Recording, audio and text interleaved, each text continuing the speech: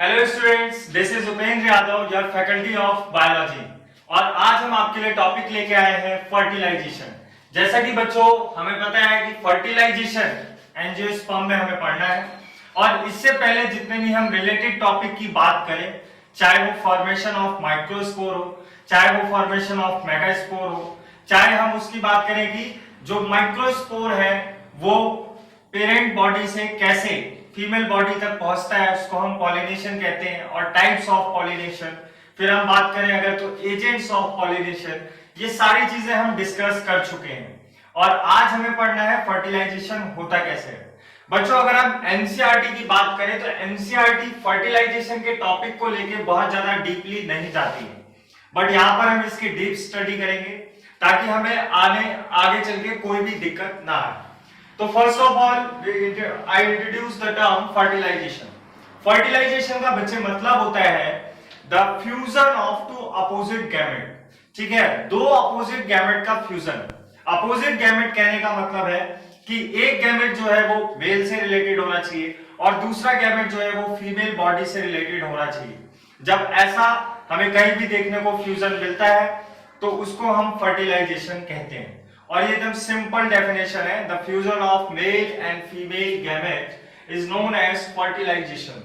Fertilisation हम अपने humans में भी पढ़ेंगे और अभी हम पढ़ रहे हैं फर्टिलाइजेशन इन प्लांट्स। दोनों जगह ये डेफिनेशन सेम ही रहेगी। अब बात करें कि फर्टिलाइजेशन जो है इसको डिस्कवर किसने किया है, तो जो फर्टिलाइजेशन बच्चे अभी हम इसमें पढ़ेंगे, एंजियोस्पर्म में जो फर्टिलाइजेशन है वो डबल फर्टिलाइजेशन देखने को मिलता है। बट अगर हम डबल फर्टिलाइजेशन से डिसाइड अगर बात करें कि जो ट्रू फर्टिलाइजेशन है, यानी इसमें दो फर्टिलाइजेशन होते हैं। एक फर्टिलाइजेशन होता है जिसमें डेवलपमेंट ऑफ एंडोस्पर्म होता है, एक बॉडी एंडोस्पर्म बनाती है और दूसरी बॉडी आगे चल के सीड बनाती है। तो एक्चुअली जो फर्टिलाइजेशन सीड बनने की प्रक्रिया में होता है उसको हम ट्रू फर्टिलाइजेशन कहते हैं। तो ये जो ट्रू फर्टिलाइजेशन है ये स्ट्रेसबर्ग नाम के साइंटिस्ट ने डिस्कवर किया था in a plant which is known as Monotropa. अब ये जो मोनोट्रोपा प्लांट है ये एक पैरासाइटिक प्लांट है। पैरासाइटिक प्लांट का मतलब क्या है कि ये ऐसी जगह पर भी रह सकता है जहां पर सनलाइट नहीं है और फंगस वगैरह को, ये जितने भी सेप्रोट्रॉप फंगस होती है उन सबको एंगल्फ करके और वहां पे ये जिंदा रहता है। और नॉर्मली अगर हम बात करें कि डबल फर्टिलाइजेशन किसने डिस्कवर किया है, तो डबल फर्टिलाइजेशन हमारा डिस्कवर हुआ है बाय द साइंटिस्ट नवास-चिन। ठीक है, और जो प्लांट का नाम है वो लिलियम में भी इन्होंने डिस्कवर किया है, फ्रिटिलेरिया में भी डिस्कवर किया है। तो हमें जो एक्चुअली याद रखना है वो नवास-चिन टर्म को याद रखना है जिन्होंने डबल फर्टिलाइजेशन को डिस्कवर किया था।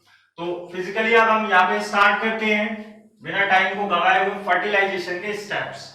तो एज यू सीन हियर कि हम यहाँ पर देखें तो जब मैंने फर्टिलाइजेशन के स्टेप्स को 4 स्टेप में बांटा हुआ है। फर्स्ट स्टेप है हमारा जर्मिनेशन ऑफ पोलन ग्रेन। ठीक है, second step is growth of pollen tube and the third step is entry of pollen tube into the embryo sac and the fourth step is fusion of gamete। तो हम इन चारों चीजों को देखेंगे कि ये कैसे होता है।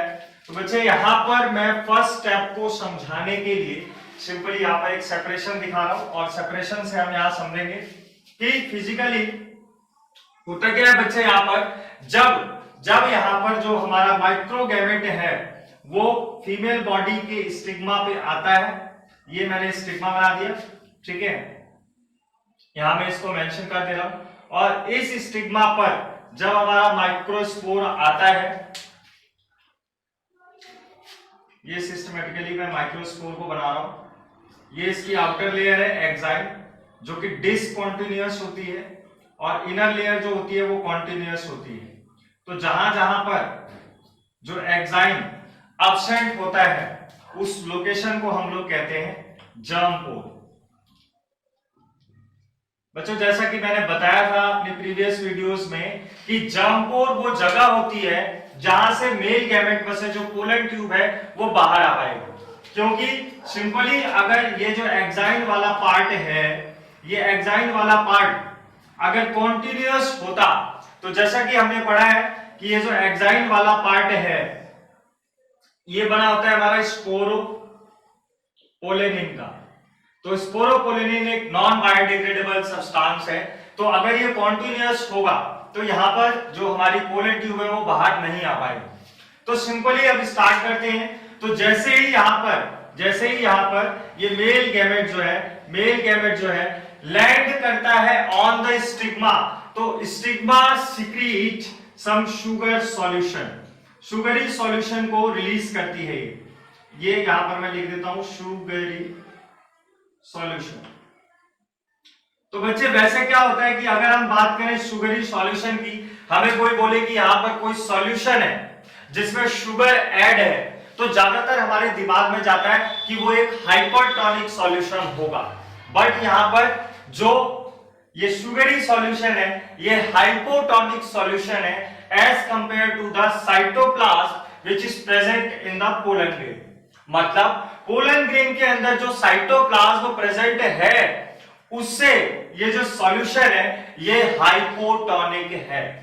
तो अगर हाइपोटोनिक सॉल्यूशन है तो यहां पर जो वाटर है वो अंदर की तरफ मूवमेंट शो करेगा इन द पोलन ग्रेन, और ये जब मूवमेंट होगा यहां पर तो इस प्रोसेस को हम कहेंगे एंडोऑस्मोसिस।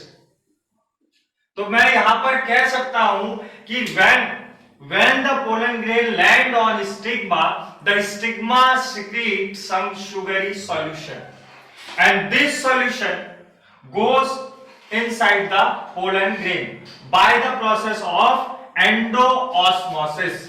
अब बच्चे अगर हम 11th की बात करें तो हमने 11th क्लास में एंडोऑस्मोसिस टर्म को पढ़ा था, और by this endosmosis there is a pressure generated in the pollen grain. Pollen grain के अंदर एक प्रेशर जनरेट होगा और इस प्रेशर को हम कहेंगे टर्गर प्रेशर। वैसे तो पहले ये ऑस्मोटिक प्रेशर जनरेट होगा और इस ऑस्मोटिक प्रेशर के अगेंस्ट में जो प्रेशर लगता है उसको हम टर्गर प्रेशर कहते हैं।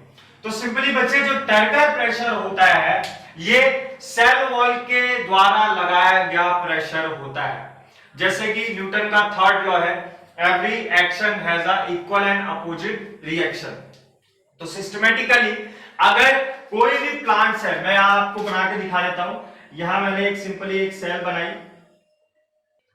तो बच्चों यहां पर आप देख रहे हैं कि ये सेल मैंने एक बना दी है जो कि एक टाइप की प्लांट सेल है, और ये आउटर लेयर इसकी सेल वॉल है, ठीक है। When it is placed in a hypertonic solution endosmosis takes place, और एंडोऑस्मोसिस की वजह से यहां पर एक प्रेशर जनरेट होगा। इस प्रेशर को कहते हैं ऑस्मोटिक प्रेशर,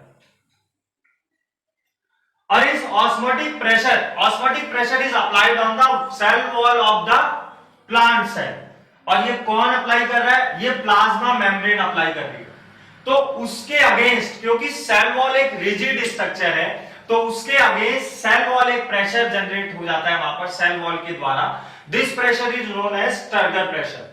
तो ये टर्गर प्रेशर को मैंने इतना डिटेल में इसलिए बच्चे समझाया क्योंकि सिस्टमेटिकली जब यहां पर एंडोऑस्मोसिस होता है तो अंदर एक प्रेशर जनरेट हो जाता है, और उस प्रेशर की वजह से एग्जाइम तो यहां पर डिसकंटीन्यूअस लेयर, ठीक है, डिसकंटीन्यूअस लेयर, और the region where the exine is absent is called as जंप पोर। तो ये जब प्रेशर अंदर जनरेट होगा तो किसी भी एक जर्म पोर जो है, किसी भी एक जर्म पोर से हमारी पोलन ट्यूब जो है वो बाहर की तरफ आना शुरू हो जाएगी, और इसके पीछे जो प्रेशर है वो प्रेशर कौन सा है? Turgor pressure. टर्गर प्रेशर की वजह से इस पोलन ग्रेन के अंदर, ये मैंने यहां पर पोलन ग्रेन बनाया, और यहां से ये पोलन ट्यूब बाहर निकलना शुरू हो गई, जो कि हमारा एक जर्म पोर है। और अब अगर हम बात करें बच्चे तो हमेशा यहां पर सिस्टमेटिकली वैसे तो सिस्टमेटिकली अगर हम बात करें तो कुछ पोलन ग्रेन है जो 2 सेल्ड स्टेज में रिलीज होते हैं, कुछ पोलन ग्रेन है जो 3 सेल्ड स्टेज में रिलीज होते हैं। लेकिन 60% एंजियोस्पर्म में जो पोलन ग्रेन हमारे स्टिग्मा पे प्रेजेंट होता है वो कौन सी स्टेज में होता है? वो होता है 2 सेल्ड स्टेज में। कौन सी स्टेज में होता है? 2 सेल्ड स्टेज में होता है। तो अभी हम देखेंगे कि इसमें 3 सेल्ड स्टेज पूरा होगा। तो सिस्टमेटिकली अभी अगर मैं बात करूं तो हमारा पोलन ग्रेन जो है वो 2 सेल्ड स्टेज पे है। और अगर जो ये प्रोसेस आपको बताई जाएगी कि 2 सेल्ड स्टेज से कैसे 3 सेल्ड स्टेज में पहुंचता है, तो 60% एंजियोस्पर्म में तो ये होगा, 2 सेल से वो 3 सेल में पहुंचेगा। बाकी जो 40% है वो 3 सेल स्टेज पर ही यहां पर आते हैं, तो उनके अंदर वो प्रोसेस नहीं है। तो अब सिस्टमैटिकली बात करें तो जर्मिनेशन ऑफ पोलन ग्रेन हमें समझ आ गया। शुगरी सॉल्यूशन की वजह से टर्गर प्रेशर जनरेट होता है और टर्गर प्रेशर की वजह से पोलन ट्यूब बाहर आती है। और इस पोलन ट्यूब में ऑलवेज जो टर्मिनल पोजीशन होती है, इस टर्मिनल पोजीशन पर हमेशा वेजिटेटिव न्यूक्लियस प्रेजेंट रहता है ऑलवेज। और the male gamete float in the cytoplasm. बोले तो जो मेल गैमेट है वो इस वेजिटेटिव न्यूक्लियस के पीछे की तरफ रहता है और ये फ्लोट करता है। ठीक है, अब इस प्लांट सेल वाले डायग्राम को मैं हटा देता हूं। अब बच्चे the second step is growth of pollen tube. तो सिस्टमेटिकली जब स्टिग्मा के अंदर, ये हमारा स्टिग्मा है और ये स्टाइल, यहां पर जब ये पोलन ट्यूब ग्रोथ होना शुरू हो जाती है तो ये जो पोलन ट्यूब की ग्रोथ है ये कंट्रोल होती है by some cells, by some chemicals, और these chemicals are secreted by these cell. ये जो यहां पर सेल्स प्रेजेंट हैं इन सेल्स के द्वारा होता है और इन सेल्स का नाम है सिनर्जिक सेल्स। इस सिनर्जिक सेल में फिंगर लाइक प्रोजेक्शंस प्रेजेंट होते हैं। Finger like projections are present in the synergid cell और this finger like projection is known as filiform apparatus। तो ये फिलीफॉर्म apparatus क्या करते हैं? They secrete chemicals.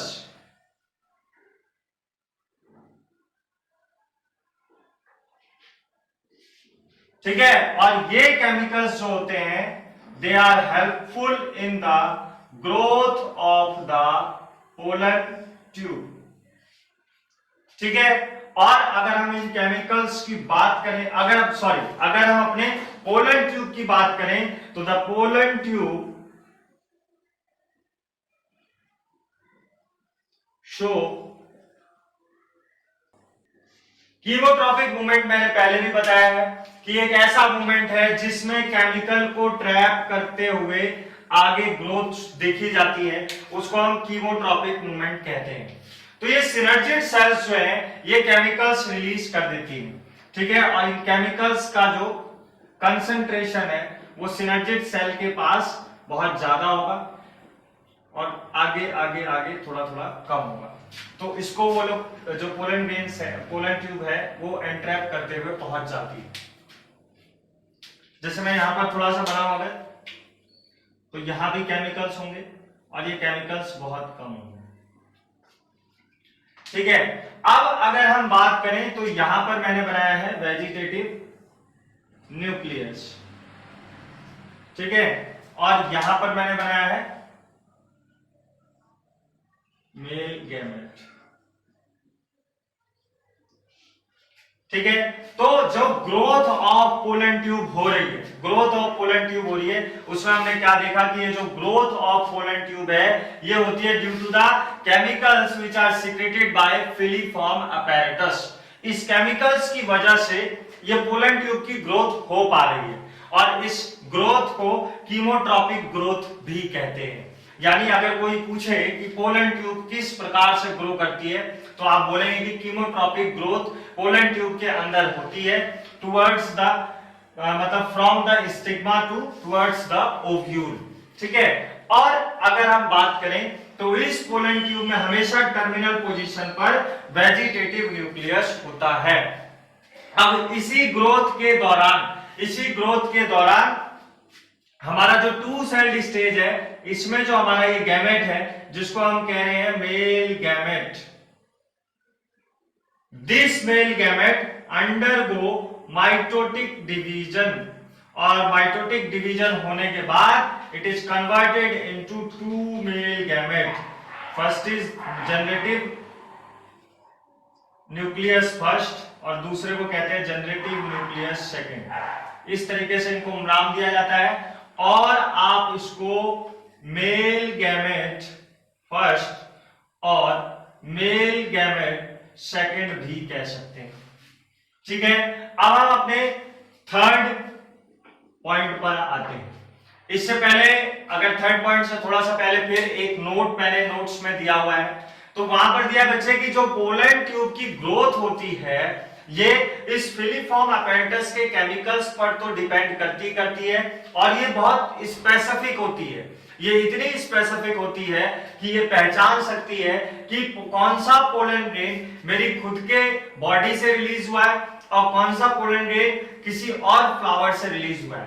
तो इन केमिकल्स के द्वारा जो हमारा क्रॉस पॉलिनेशन है वो हो पाता है, तो इसको हम पोलन पिस्टल इंटरेक्शन भी कहते हैं। ठीक है, और ये आउटब्रीडिंग डिवाइसेस का पार्ट है जो हमने वहां पर डिस्कस भी किया था, पोलन पिस्टल इंटरेक्शन। ठीक है, तो अब इसके बाद हम आते हैं, हमारा थर्ड पॉइंट है entry of pollen tube into the embryo sac. ठीक है, तो on the basis of entry of pollen tube into the embryo sac, it is categorized into three types. सबसे पहला है पोरोगैमी। पोरोगैमी का मतलब होता है जब पोलन ट्यूब आए और आने के बाद, जैसे मान लीजिए पोलन ट्यूब आई और ये वाला एंड हमारा कौन सा एंड है, this end is known as micropylar and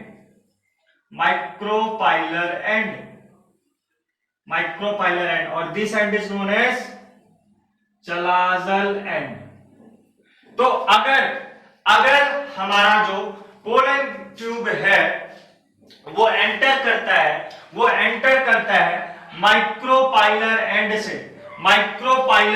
से, तब हम उसको कहते हैं पोरोगैमी। और ये पोरोगैमी जो है ये कॉमन है, जितने भी हमारे जो कैलोट्रोपिस प्लांट है या ज्यादातर एंजियोस्पर्म में पोरोगैमी फाउंड होती है। Second type is chalazogamy. तो चलाजोगैमी में क्या होगा, the pollen tube enter from the chalazal end. ठीक है, and the third type is mesogamy. Mesogamy का मतलब क्या है, when the pollen tube enter from the integuments, ये जो इंटेगुमेंट्स बने हुए हैं इस तरफ से अगर वो एंट्री करती है तो उसको हम मीजोगैमी कहते हैं। तो यहां क्या होता है बच्चे, स्टार्ट करते हैं the entry of pollen tube into the embryo sac. जब हमारा पोलन ट्यूब जो है इस ओव्यूल के नजदीक पहुंचता है तो जो सिनर्जिड सेल्स हैं हमारी, कौन सी सेल्स हैं, synergid cell, one of the synergid cell start degenerating, यानी कोई एक सेल जो है सिनर्जिड सेल वो डीजनरेट होना शुरू हो जाती है, और जैसे ये डीजनरेट होना शुरू हो जाती है तो उधर की तरफ ही हमारा जो पोलन ट्यूब है वो मुड़ जाता है। यानी सिनर्जिड जो पोलन ट्यूब एंटर करती है एम्ब्रियो सैक के अंदर वो करती है थ्रू द सिनर्जिड सेल, और दो सिनर्जिड सेल है तो उसमें भी किस में से करेगी, जो सिनर्जिड सेल डीजनरेट हो रही थी, और उसके बाद जो सिनर्जिड सेल वहां पे डीजनरेट हो रही थी वहां से एंटर लेने के बाद थर्ड आता है फ्यूजन ऑफ गैमेट। लेकिन इससे थोड़ा सा अगर पहले जाएं तो जैसे ये एंट्री, जैसे ही यहां पर क्या होता है, जैसे ही यहां पर पोलन ट्यूब की एंट्री होती है तो हम यहां पर पोलन ट्यूब बनाते हैं, जैसे ही यहां पर पोलन ट्यूब की एंट्री होती है तो यहां पर क्या है, ये जो ओव्यूल, ये जो एम्ब्रियो सैक है इसके अंदर फिर से एक सॉल्यूशन प्रेजेंट है, और this solution is very very hypotonic. Hypotonic है, दोबारा से ये, तो ये हाइपोटोनिक सॉल्यूशन से वाटर, हमारा टर्मिनल पोजीशन पे कौन सा न्यूक्लियस है, वेजिटेटिव न्यूक्लियस, तो इस वेजिटेटिव न्यूक्लियस के अंदर वाटर एंटर करता है और ये वेजिटेटिव न्यूक्लियस ब्लास्ट हो जाता है।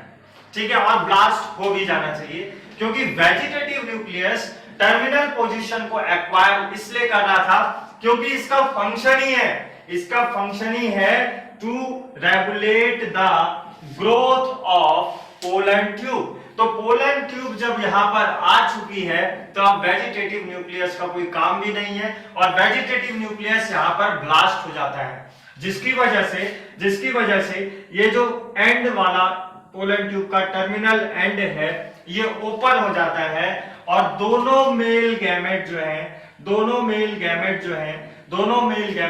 रिलीज हो जाते हैं इनटू द एम्ब्रियो सैक। इसके साथ साथ जैसे ये यहां पर पोलन ट्यूब एंट्री कर रहा होता है, इसी टाइम बच्चे ध्यान देंगे ये जो हमारा पोलर न्यूक्लियाई है जिसकी प्लॉइडी कितनी है, n है। ध्यान देंगे बच्चों, पोलर न्यूक्लियाई की प्लॉइडी n है। क्यों? वैसे तो इसमें जो न्यूक्लियस है वो हैप्लॉइड है, दो न्यूक्लियस है तो भी ये हैप्लॉइड ही रहेगा। बच्चों मैंने बताया आपको कि कोई भी सेल जब तक किसी सेल में कंप्लीट कैरियोकाइनेसिस के बाद साइटोकाइनेसिस नहीं होता है, जब तक उसकी प्लॉइडी आप ऐड नहीं कर सकते। सिंपली मेरा कहने का क्या मतलब है कि यहां पर दो न्यूक्लियस है, ये दोनों न्यूक्लियस की प्लॉइडी हैप्लॉइड है। जब तक ये न्यूक्लियस आपस में फ्यूज नहीं हो जाते, जब तक इनको आप डिप्लॉइड नहीं कह सकते। तो क्या एनसीईआरटी का एक क्वेश्चन है और वहां पे पूछा हुआ है कि टेपेटम की सेल्स की प्लॉइडी क्या होगी जब वो मल्टी न्यूक्लिएटेड स्टेज में होता है। तो बच्चे आंसर क्या होगा, टेपेटम एक टिश्यू है जो कि प्लांट का टिश्यू है तो उसकी प्लॉइडी क्या है, 2 है। अब उसमें चाहे 10,000 न्यूक्लियस हो हमारे सेल के अंदर, उसकी प्लॉइडी वही रहेगी जो एक न्यूक्लियस की, यानी सेल की प्लॉइडी वही रहती है जो उसके एक न्यूक्लियस की प्लॉइडी है। तो आंसर वहां पे डिप्लॉइड होता है। ऐसे ही यहां पर ये जो सेल है इसमें दो न्यूक्लियस है लेकिन इसकी प्लॉइडी हैप्लॉइड ही रहेगी। लेकिन ये जो हैप्लॉइड प्लॉइडी है ये अब डिप्लॉइड में कन्वर्ट होने वाला है। जब ये पोलर ट्यूब यहां पे एंटर कर रहा होता है उसी टाइम ये पोलर न्यूक्लियाई जो है इसके दोनों न्यूक्लियस फ्यूज हो जाते हैं और ये एक ही बन जाते हैं। और जब ये ऐसा होता है तो ये पोलर न्यूक्लियाई जो है इसको हम अलग नाम देते हैं और इसका नाम हो जाता है सेकेंडरी न्यूक्लियस। और इस सेकेंडरी न्यूक्लियस की जो प्लॉइडी है कितनी है, 2 है। तो बच्चों यहां तक समझ आया होगा आपको। अब हम स्टार्ट करते हैं फ्यूजन ऑफ गैमेट। तो फ्यूजन ऑफ गैमेट के लिए मुझे छोटा सा सेक्शन चाहिए होगा बोर्ड का, तो मैं ये वाला सेक्शन रब कर रहा हूं। तो अब हम यहाँ पे स्टार्ट करेंगे फ्यूजन ऑफ गैमेट कैसे होता है। तो सिंपल है बच्चे, यहाँ पर जैसे ये यहाँ पर एंट्री होती है तो ये जो दोनों सेल है, कौन कौन से सेल है, अगर हम मेल की बात करें तो मेल के पास हमारे पास जेनरेटिव न्यूक्लियस फर्स्ट है और जेनरेटिव न्यूक्लियस सेकेंड है। ठीक है। और अगर हम फीमेल की बात करें तो यहां पर दो चीजें, पहले मैं यहां पर साइन बनाऊंगा, ये एडिशन दिखा रहा है कि फ्यूजन हो रहा है, और फीमेल गैमेट का यहां पर हम फ्यूज करवाते हैं यहां पर मैं लिखता हूं सेकेंडरी न्यूक्लियस। ठीक है। तो हमारे पास एक गैमेट क्या है, जेनरेटिव न्यूक्लियस फर्स्ट, और इसको हम क्या कह सकते हैं, इसको कह सकते हैं मेल गैमेट फर्स्ट। ठीक है। तो ये मेल गैमेट किससे फ्यूज कर रहा है, सेकेंडरी न्यूक्लियस से फ्यूज कर रहा है। इस मेल गैमेट की प्लॉइडी कितनी है बच्चे, इस मेल गैमेट की प्लॉइडी है n, और इस सेकेंडरी न्यूक्लियस की प्लॉइडी कितनी है बच्चे, इस सेकेंडरी न्यूक्लियस की प्लॉइडी है डिप्लॉइड। और जब ये दोनों फ्यूज करेंगे तो फ्यूज करने के बाद जो सेल बनेगी वो सेल बनेगी 3n। ठीक है। और ये जो 3n सेल बनेगी इसको हम कहेंगे PEN, that is primary endosperm nucleus. ठीक है, तो अभी बच्चे बस देखते जाएंगे। सेकंड हमारा क्या हो रहा है, सेकंड यहां पर जनरेटिव न्यूक्लियस सेकंड, ये फ्यूज हो रहा है किसके साथ, ये फ्यूज हो रहा है हमारे फीमेल एग सेल के साथ। तो ये हमारा एग सेल जो है वो इसकी प्लॉइडी क्या है बच्चे, इसकी प्लॉइडी है N, और जनरेटिव न्यूक्लियस की प्लॉइडी क्या है N। तो अगर इन दोनों को फ्यूज करेंगे, इन दोनों को फ्यूज करेंगे तो यहां पर जो बॉडी बनने वाली है वो बॉडी बनेगी डिप्लॉइड, और इस डिप्लॉइड बॉडी का नाम है जाइगोट। ठीक है बच्चे, तो यहां पर ये जो जाइगोट बना, ये वाला जो फ्यूजन हुआ है, ये वाला जो फ्यूजन हुआ है, इस फ्यूजन को हम कहते हैं ट्रू फ्यूजन, या इसको ट्रू फर्टिलाइजेशन भी कहा जाता है, क्योंकि इस फर्टिलाइजेशन में आप देख रहे हैं कि जाइगोट बन रहा है, और जाइगोट ही आगे चल के क्या बनाएगा, जाइगोट आगे चल के सीड बनाएगा, इसलिए इसको ट्रू फ्यूजन कह रहे हैं। और यहां पर ये जो फ्यूजन हुआ है इसको कहा जाता है बच्चे ट्रिपल फ्यूजन। क्या कहा जाता है, ट्रिपल फ्यूजन। क्यों कहा जा रहा है ट्रिपल फ्यूजन, क्योंकि यहां पर ट्रिप्लॉइड सेल बनी है। तो अब क्या होगा, अब फिर से कि जी यहां पर ये 2 बार फ्यूजन ऑफ गैमेट हुआ है। कितनी बार फ्यूजन ऑफ गैमेट हो रहा है, 2 बार। एक फ्यूजन ऑफ गैमेट को हम कह रहे हैं ट्रू फ्यूजन, और दूसरे फ्यूजन ऑफ गैमेट को हम कह रहे हैं ट्रिपल फ्यूजन। तो the fusion of gamete takes place twice in angiosperm, that's why this type of fertilisation is known as double fertilisation, जो कि यूनिक कैरेक्टर है किसका, एंजियोस्पर्म्स का यूनिक कैरेक्टर होता है डबल फर्टिलाइजेशन। और इस डबल फर्टिलाइजेशन के बाद हमारा जो टॉपिक है वो अब बस बचा हुआ है पोस्ट फर्टिलाइजेशन इवेंट्स पढ़ने का। तो बच्चों क्या होगा कि जनरली अब यहां पर डबल फर्टिलाइजेशन हुआ क्यों, अगर हम इसको डिस्कस करें तो यहां सिंपल सा है बच्चों, मैंने बताया था आपको कि प्लांट एक सेसाइल ऑर्गेनिज्म है, और अपने अस्तित्व को बनाए रखने के लिए कोई भी जीव रिप्रोडक्शन करता है तो वो चाहता है कि मेरा रिप्रोडक्शन बहुत बेहतर हो। तो उस रिप्रोडक्शन को बेहतर बनाने के लिए ये पौधा, ये प्लांट क्या कर रहा है, अपने सीड फॉर्मेशन से पहले, क्योंकि इसका जो सीड है यही तो इसके सारे कैरेक्टर्स को लेके जा रहे हैं ना आगे, आखिर में जब ये प्लांट मर जाएगा तो इसका सीड ही तो रह जाएगा। तो ये जो सीड है ये अच्छा बनना चाहिए या बनना ही नहीं चाहिए, 2 ऑप्शन है, बनेगा तो बहुत बेहतर बनेगा और नहीं बनेगा तो बेकार ही, मतलब बेकार तो बनेगा ही। तो सिस्टमेटिकली यहां पर क्या है कि ये जाइगोट जब बन जाता है तो ये जाइगोट डॉर्मेंट स्टेज में चला जाता है, यानी कुछ समय के लिए ये डॉर्मेंट स्टेज में चला जाता है, कोई इसमें डिवीजन नहीं होता। और ये प्राइमरी एंडोस्पर्म न्यूक्लियस, जो कि इसके ऊपर जब सेल पूरा साइटोप्लाज्म इकट्ठा हो जाता है तो ये प्राइमरी एंडोस्पर्म सेल बन जाती है। तो एक ऐसी सेल प्लांट में बन गई जिसकी प्लॉइडी 3n है। तो वैसे तो प्लांट में कोई भी स्ट्रक्चर ट्रिप्लॉइड नहीं होता है, बट एंडोस्पर्म यहां पर ट्रिप्लॉइड बना। अब ये एंडोस्पर्म पहले तेजी से ग्रो करता है और ये पूरा एक टिश्यू बनाता है एंडोस्पर्म का, और इस टिश्यू का न्यूट्रिशन किसको मिलता है, इस टिश्यू का न्यूट्रिशन मिलता है जाइगोट को, ताकि वो सीड में कन्वर्ट हो सके। बच्चों जैसा कि हमने यहां पर मैं बताता हूं, जैसा कि हमने पढ़ा था, कहां पर पढ़ा था कि जो माइक्रोस्पोर मदर सेल है उसको वो कन्वर्ट होता है जब माइक्रोस्पोर में, वो कन्वर्ट होता है जब माइक्रोस्पोर में, तो उसको न्यूट्रिशन कौन देता है, टेपेटम। इसी प्रकार से जब यहां पर जाइगोट हमारा कन्वर्ट होगा सीड में, यानी जब वो एम्ब्रियोनिक स्टेज में जाएगा तो उसको न्यूट्रिशन कौन देगा, एंडोस्पर्म देगा। ठीक है। तो प्लांट में ऐसे बहुत एडेप्टेशन हमें जगह जगह पर मिलेंगे जहां पर प्लांट अपनी आने वाली स्टेज के लिए न्यूट्रिशन की तैयारी पहले से करके रखता है।